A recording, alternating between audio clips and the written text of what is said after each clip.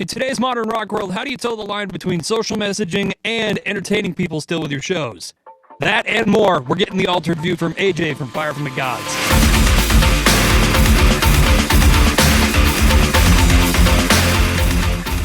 AJ Channer from Fire from the Gods. What's up, man? How are things?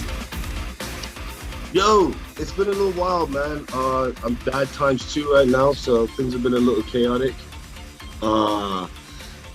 It's new album time, and so new record time. I get the air. I get this. I guess I'll put myself under a lot of pressure. So I'm always trying to beat what I did, and so in the back of my mind, almost 24 hours a day, I'm just constantly thinking about how am I going to write this record? What am I going to talk about? What am I going to put into words, the feeling that I'm feeling. I mean, there's a lot that I have to say, and everyone knows, I have quite a way with words, but I'm always thinking about how am I going to do it so it's appealing enough for a large amount of people to dig it. You know what I'm saying? Yeah, absolutely. How do I get I don't want to put it into like, just a couple words, like, how do I recreate right now? And that's not the mentality I should be going into a new record with, but always in the back of my mind, I'm like, I gotta beat myself, Right, absolutely.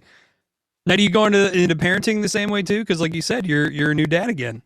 You know what? I approach everything that I do. I kind of approach with the same mentality, and I feel like that's never really the best way to do things or approach things, because I just go into it thinking like, well, what am I gonna do? How am I gonna figure this out? Thinking too much. I overthink things. That's just the way I am. And I guess that's the way a lot of people are. So I'm overthinking this record, 1,000%. Well, man, I want to welcome you to the Altered View podcast. This is mostly intended for, to talk to some people who have some different perspectives on the rock world. And obviously we're going to talk about, the music you guys put out, which is very important. But the first question I usually ask on this is, on a scale of 1 to 10, 1 being it's dead and 10 being it's never been more alive, like, where would you rate the health of rock and roll right now? On a scale of 1 to 10, I'm going to be very optimistic here, and I'm going to say that we're kind of at a roaring number 7. We're at like a roaring 7 right now, and for quite a few reasons. For quite a few reasons, there is a new revolution, I think, happening in rock music and alternative music. Something that I feel is quite similar to where rock music was, say, mid-90s, 2000s. There was, obviously the new metal thing happened, and that took the world by storm, and all this huge generation of bands kind of took over and took the rock world and alternative music to a different level. But I really think that there's a new sort of air that, there's obviously a lot more representation. Look at Tetrock with the way Diamond's blowing up and how good she is. And, you look at Fire from the Gods, and, it's always been sort of like a novelty to have a black guy front a band. And the bands that are fronted by black singers have been, some of them have been very successful and fully influential on many levels. But it's not a novelty anymore. Now it's just like there's this cultural revolution where there's a lot of integration of other aspects. It's not, El Nino came out years ago, but right now El Nino's like back, and then there's this new air about them, and you got guys like Aaron Jones, who's completely new to the scene, but just Hyro, like again Fire. You got what Fever's doing. So there's a whole new revolution, and I think that's taking rock, and that's keeping us all on an even keel and keeping it competitive. And when the genre is competitive, I feel like then the bands and the music that we're going to get is really good. And then you've got the standards. Seven Dust keeps putting out cool records. Five Finger keeps putting out cool records. Slipknot put out a new record recently in the last few years. So I think we're at a healthy we're healthy, and all this whole rock is dead shit. I think it's nah, man, because you look at the tour we did with Five Finger, and there were sold out Right. nights, 10,000 people, 8,000 people. So we're live and fucking kicking, dude. It's just the fact of the matter that people just have to just kind of just grab your balls and say, hey, I want to put out good Yeah. music. I'm glad you mentioned like the revolution in rock because like I've been talking to several people recently about especially in the radio world it's like oh rock is dead, it's not the same anymore, but it feels like there's something bubbling under the surface right now that just Yeah, feels like it's about to break out, and there's a lot of new textures, a lot of new cultural content that's really being put into rock music right now because the yes. sex, love, and rock and roll era of rock and roll doesn't really seem like a thing anymore. It's much more about, there's mental health and social justice issues and Hmm. addiction and things like that. Like it seems much more cerebral and texturally different now. And it's like you said, we're right on the cusp of That's a something that's fantastic changing. point, man. That's a really good way to put it, man. Cerebral and textures and stuff. My drummer calls it sex. He goes, it's sex, drugs, and save the world. There you go. Yeah, I like that. Uh, but you go, yeah, fire from the gods, it's sex, drugs, and save the world. And I'm like, yeah, right. But yeah, man, there's just a whole new air about it, and the music is still aggressive. The music is still on point, but the sounds, like you look at American Sun, and although it's familiar to the listener, and you go, that's rock music, and I've heard that, I can I can relate to that. There's still a lot of different sounds on there. There's a lot of different, the vocal patterns and the way the music is portrayed and played. There's a lot of different things that are happening there. And I think it creates a different identity for rock music, but at the same time, it's still familiar. Absolutely. And probably that's why we've done so well with the little time that we've kind of had in the last 5 or 6 years. But again, here I am overthinking the record. Now I'm thinking like, now I gotta make sure I do that way better. You guys had incredible success with American Sun. Right now, in particular, was massive. Yes. You guys were incredibly successful with it. Honestly, probably one of the more straightforward, just rock songs that you guys have put out, considering the rest of your Mm-hmm. library. Because there's a lot of, and I'm going to say this a lot probably in this interview because you're a world traveler kind of person. A lot of cultural texture and material to what you guys do. Like if I Right. listen to Right Now and then I listen to the rest of your library, Right Now seems kind of not an outlier, but it seems kind of on its own. But then the rest of it is kind of much more, I think, in the bubble of what you guys do. But then there's also you listen to individual songs all over your library too, and it's the same kind of thing. It's like this one's here, but it's all kind of in that same sphere. It's still Fire from the Gods. You can still tell it's us, but at the Hmm. same time, there's, like you said, different textures, and that's such a great way to put it. Different textures. I like that. Um, but see, even with Right Now, it would seem, that as if that was intentional to say, well, we need to have some sort of commercial success. So we need a song that's commercially, appealing. And it really didn't happen that way. It was just that's what I was feeling. That's what came off my head.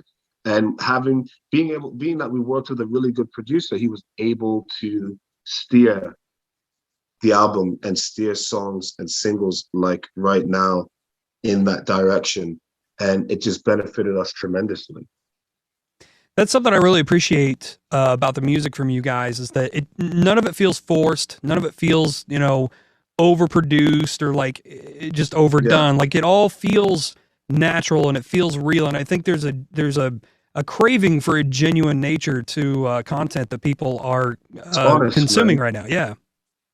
It's honest. And I, in every, again, and just what I do everything so passionately. And, I was telling the wife the other day, she's like, maybe you should, she's like, you think you might write a song about being happy this time? She's like, because it's so emotional, and I get down to it. And she's like a massive, like, Taking Back Sunday fan. Like, she's from that era. She's a big emo fan. So she looks at Fire from the Gods And she's like, yeah, you're an emo band. You know, and I'm like, that's not true. You know what I'm saying? Like, what are you trying to say?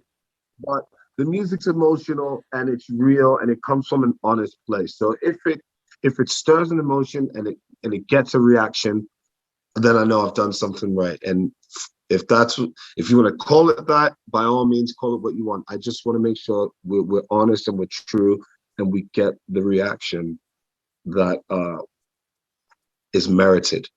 Now you're originally from the Bronx, New York, but you have, Yeah. let's see, your parents are from Jamaica, or your mother's from Jamaica. Yep. My Um, mom's actually American and my dad's from Jamaica. that's what it was. Okay, I got the two mixed up. That's what it was. You've also lived in the Yeah. UK. You've lived in Ghana, West Africa. Like, you have spent a lot of your life moving around in some familiar cultural places and some unfamiliar ones as well. Yes. Um, and it seems Hmm. to really be an influence in the type of music that you guys put out. Yes. 1000%. I mean, I was raised around music, and naturally in the 90s, while things and so much, so many things were changing culturally around the world.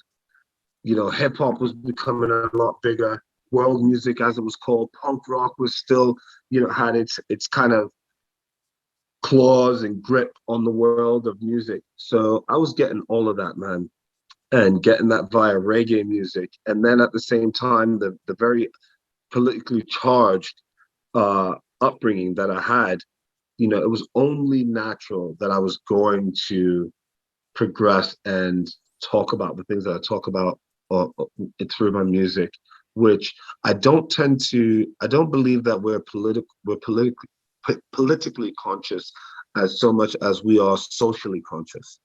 And I'd rather be known as a band that speaks for the people rather than speaking to the people about one or this particular issue or that particular issue.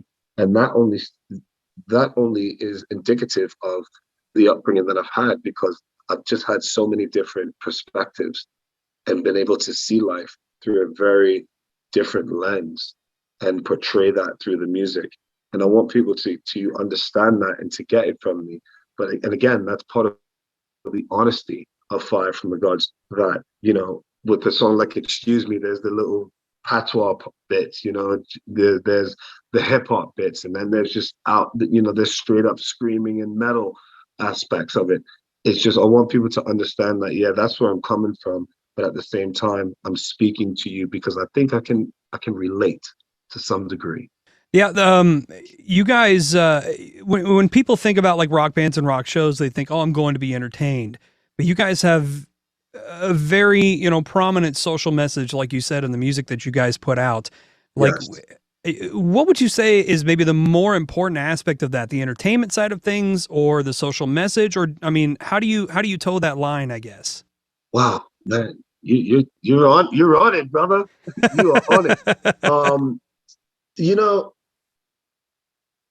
let me put this is so funny. I get, again, being honest, and I get a little carried away on stage, right? And I'll say things like, I have no real love for politics or politicians, but I do love and respect the people. I have no real love for our government, but I respect and love the people that serve in Mhm. our armed forces. And someone wrote to us on a message one time. They're like, "Well, we didn't come to hear about your politics. Who cares if you don't like the government? But thank you for thinking the truth." So I'm like, "How do you want it?" Like, but it's there's. I think I have a responsibility to say what I have to say and to say the things that I say. Other artists might not, and that's their prerogative. And if it's not entertaining to someone, well, I'm sorry. But at the same time, while I'm up there, I feel like I have to get this out. And I think it's entertaining. And I think that's why people, are attracted to the band, because we have songs like Out of Time, or we have songs like Fight the World.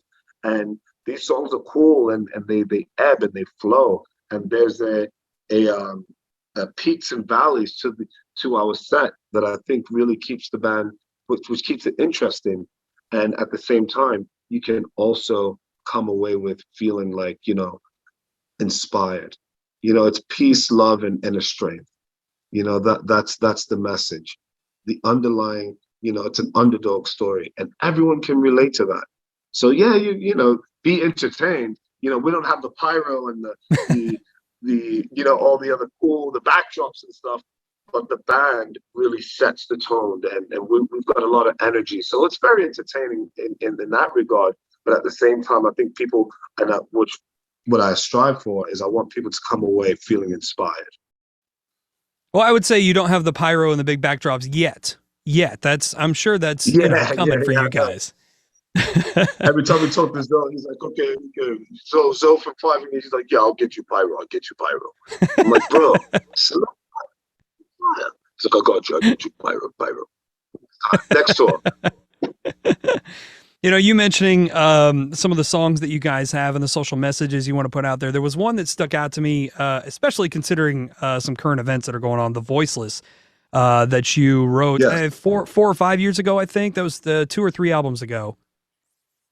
Yeah, man, that was 2017. I think that's right. I think that's the thing that stuck up here. But I mean, it's been a few days and I slept last night, so. Bless you. Good for you. Yeah, right. But like the lyrics in that song are more or less, the beginning of it is like, all this bad shit can happen in the world, but it's going to keep spinning regardless, of everything that's happening. Exactly. But then you get to the last verse and it's choked a brother to death for everyone to see, and then filled up the headlines with his criminal history. Like, given what we just saw, with the Chauvin trial recently as well, like, you wrote this song 4 or 5 years ago, and the fact that it is still so relevant today, man, it kind of shows how important the social messaging that you're putting into your music still is, even well after the fact. You're not just writing current events, you're writing history in what you're putting out there. Yeah, man, for sure. And again, with that line, and why that might have stuck out to you is because even despite that, and that similar situation happening years ago, and then it happens again and happens again, why? Because the world just keeps spinning and no one gives a shit. And the reason why, the irony of it's kind of a tongue in cheek about being voiceless, because we're not voiceless. You're just not listening. People are speaking up and people are talking and people are telling you that there needs to come a change. There needs to happen. Change needs to happen. You're just not listening, and I feel that American Son, the full breadth of that record was a bit of an indictment, but also sort of a love story to the American dream and the aspect of what that means. And so the Voiceless kind of like led into that. Yeah. But the Voiceless, as you said, is still so relevant today. It's still so relevant today. That song, Public Enemy, a lot of people, we don't talk about that so much, but that song is still so relevant today. Yeah. And then you have a song like Right Now, which basically says, if not now, then when? When will we change? When will the content of a song like Excuse Me, or the content and the message of a song like The Voices, when will we address these issues? And it seems like we won't, because the world just keeps spinning. Because even the Pope could put a gun to his head and you wouldn't give a shit. Yeah. Now, I will say, you talking about American Son, the hopeful nature of it, that's one thing I do appreciate is, like, you read through the subject matter of what you guys are putting out there, and it can get pretty heavy. It gets very heavy sometimes, but there's still, a hopeful nature in what you put out there too. It's like, all this stuff that I'm putting out here for you to learn, take it and use it, and you absolutely can. Like, there's a much bigger hopeful message there. And like, I don't know, every one of the Fire from the Gods records I've listened to front to back, like, I go into it learning something, and I come out of it hopeful that, I feel optimistic when I get done listening to the records. Fantastic. And that's the point. Like I said, it's peace, love, and inner strength.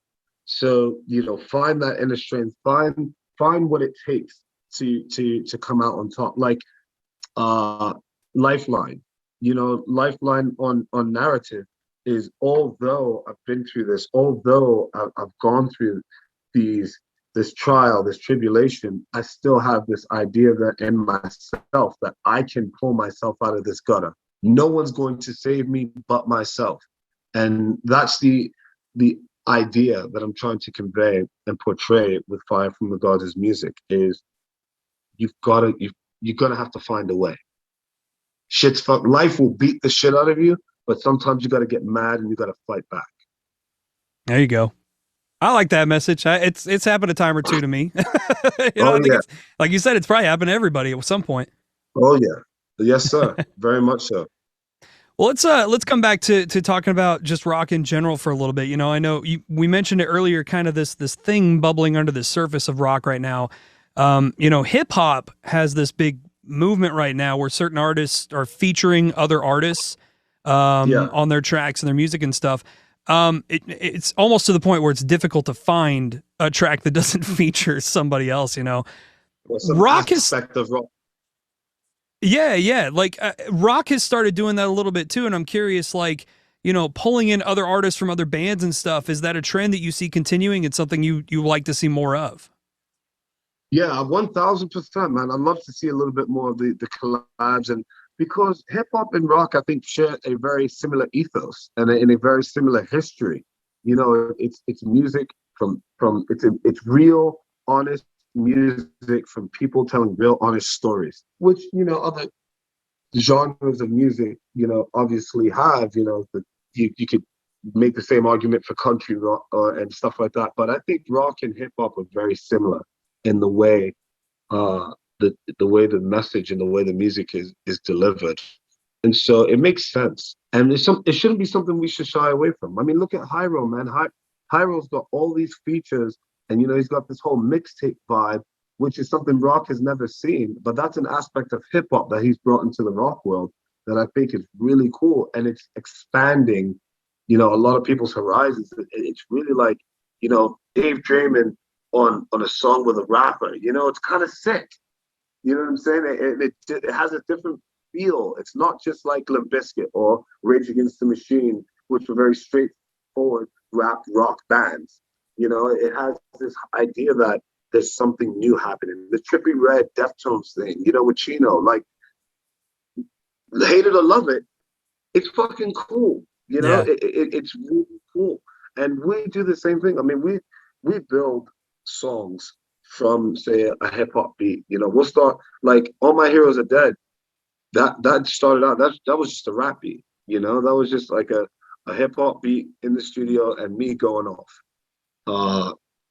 Fight the World was like that. A bunch of our songs start out just like, drum and bass, just boom, just bop, boom, you know what I'm saying? And made a little bit of 808s and stuff in there. And then I'll just go off and do my thing and kind of create some melody, and then we'll build music around it. So the ethos and the makeup of hip hop and rock are very similar. So it's only natural. You know what I'm saying? But we definitely, as rock and metal fans, we've got to reclaim it and be like, yo, this is our shit. We can't just have rappers out here doing all the cool stuff and we're just like, well, we're stuck in the 80s. No. Yeah. That's I recently talked to Hyro about that, and it was like there's two things going on, I guess, is that you have the elitists, so to speak, the gatekeepers in rock and roll saying, "Oh, that's not rock and roll. Where's the the hairspray?" Well, I don't know what elitists look for in rock and roll anymore. Keep that rap out of my metal stuff. Yeah, yeah, exactly. Don't hip hop my rock or shit like that. Yeah, I've seen all of that sort of bullshit. But now there's like this almost reverse new metal era thing, whereas the new metal era in like the late 90s was rock reaching into hip hop. Now it's the other direction. Yeah. The rappers are reaching into rock, and then you get artists like Hyro the Hero, Machine Gun Kelly, who put out one of the best pop rock records I think I've seen in decades, man. Like, rappers are really starting to own the rock game right now, and I feel like rock as a genre is kind of falling behind because they're not embracing it. Exactly, that's what I'm saying. It's like, we have to, as metalheads, at the core of it, I'm always going to be a metalhead. Although there's a hip hop, again, ethos to Fire from the Gods, and that's what I wanted to create with American Sun. I wanted to create a rock record with a hip hop sort of delivery or a hip hop sort of edge to it, and I think we achieved that. But in the same breath, I'm always going to be a metalhead. And I want, Yeah.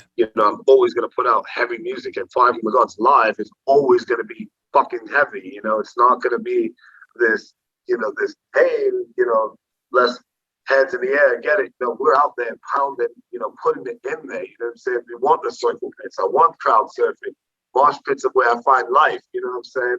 So we have to definitely claim it. Say this is our shit. And it's cool that rappers are like, yeah, I grew up on Blink-182 and Slipknot and System of a Down. So I want to, kind of integrate that into my music. But we as the rock world and the rock bands and the bands that are going to carry this flag going forward, I think we've got to definitely, like you said, just hone in on this and be like, this is our shit, dude. Yeah. Who would you say in the rock game right now is just crushing it? Like, give me like your top two right now in the rock genre that are just like every aspect of what they're doing is on point. Yeah, a lot of people are gonna hate me for saying this, but I think look at Five Finger, man. Like F8 is one of the. Honestly, I think F8 is the best album that band has put out. Yeah, it's like, again, it's not everyone's cup of tea, but you go to the shows and you see how fervent people are about this band. You see how dedicated they are to this band, and you're like, fuck yeah, I get it. And then you hear like the music, and you're like, yo, that's actually good music. And again, I come from, in Five from the Gods, we come from the hardcore scene, we come from the metalcore scene. So, we're the tough guys in the back of a dingy club in in somebody's basement, windmilling, that's our scene. That's where we come from. So, we've got that, well, it ain't, it's not this, it's not that, but in the same breath, it's like, yo, it's cool. And like you said, F8 is a fantastic record. It's got everything you want from a good rock band. And it doesn't leave you wanting anything. It's like, yo, that's really cool. And so I can't say, and this is, again, it's going to seem extremely biased, but I just have to say that as a label, Better Noise, our label, I think really has it down. I can't say a band so much because look at the Who, we're Papa Roach, man. Just I think everyone just kind of kills it, and the label has done so well at keeping a standard where rock music and pushing the envelope and staying ahead of the curve. But band wise too, man. Seven Dust's last record was really cool. It was Seven Dust, and it wasn't like anything you haven't heard Seven Dust do, but at the same time, it was like, wow, these are really good songs because Clint and LeJean and those guys and Morgan, they're very good songwriters. So you're never going to get a bad record from those guys. And the fact that they can continuously do that on a level for 20 plus years is amazing, in my opinion. So who would you say, as far as like bands, I know you mentioned like Five Finger, who's crushing it and stuff. Who would you say is one of the most innovative bands in rock and roll right now? I've had a lot of Bring Me the Horizon on this question. Yeah, but see, Bring Me's on the there's a spectrum, right? There's like on one part of the spectrum, there's Bring Me, who said, we're just gonna be a super heavy pop band. And we're gonna do that. And we're gonna write pop music with a heavy edge to it, and it's fucking good. And then you've got, say, on the other side of that spectrum, on the other side of that extreme, you've got some of the deathcore bands like Thy Art Is Murder or Fit for an Autopsy, who are just like super heavy but still so good. You've got Chelsea Grin and some of those heavy bands coming out of Australia, which are like really just taking the whole genre and revamping it, but putting out some good music. DVSR, that band from Australia, like Australia's killing it right now with as far as the bands are concerned. Australia can put their bands out on tour right now, so yeah. So let me think who's like really innovative. And I mean, Bring Me, asking still for the type of band that Asking Alexandria is. I think Asking really still kind of pushes the envelope and is like, yeah, step your game up a little bit. I hear an asking song these days, and I'm like, fuck yeah, I've got to step my game up. That's a band that's really kind of reinvented themselves in a modern area of rock and roll as well. They came from that scene of just no straight vocals whatsoever. And now Danny Worsnop, I would say, has one of the coolest clean vocals in the game right now. One of the best voices in the game, man. Smooth, it's got a little smokiness to it. It's cool. And then he puts out like this, and then he puts out like this blues, like southern rock solo album too. It's like, where did that come from, man? And that new Beartooth record is pretty sick too. That new Beartooth track is dope, man. That breakdown, I was like, oh, when I heard it, I was like, that's sick. That's you make the stank face and the ugly face. When you hit like, ooh, it's metal, but at the same time, it's got this like new modern rock vibe to it, you know. But you can still just, you know, I really dig. But Caleb, again, another really good songwriter, and he's been around for a while, and you know, honed his skills. I did a track with Memphis Mayfire that's coming out, which I think is really cool, and I think we've kind of touched on a sound that Memphis hasn't really messed with in their history, and they're a band that's gone through various phases. And so I think that's pretty cool. And when it comes out, I think people will be like, yeah, that's modern. It's cool, but it's still rock, you know? Very cool. Well, I've only got a couple minutes left because I don't have the money to buy the upgraded Zoom, so I've got like 3 minutes left on this call. But you know, brother, that's all good, baby. Keep it classy, man. Right. Well, I know you guys, you've kind of announced a couple shows coming up. I know some festivals are starting going. Are you ready to get out on stage again? I can't wait, man. I think that's another reason. Like, I've been having like. I told my mom the other day, I said, I think I'm approaching a midlife crisis. She's like, shut up. You know? But I'm just so antsy because these last few weeks, like, I've been very busy and I've got a lot of different projects going on. But in the back of my mind, I'm like, I gotta write this record because I gotta get back on tour. Oh, January, if I don't have a record out, fuck! You know? So it's like, but all in all, I really believe it's because I just want to get back on the road. I just want to be out there. I just want to be in the mix. For the first festival show, I'm probably going to be like, oh my God, I'm probably going to break down and tears. I'm like, I miss this so much because I thrive, and our band thrives on our live performances. Yeah, you get the record, you get the message, you get the cool songs and the really good melodies and stuff like that. But when you see Fire from the Gods live, then you're like, oh, I get it. Yeah. You know, and it's church for me, man. It's therapeutic.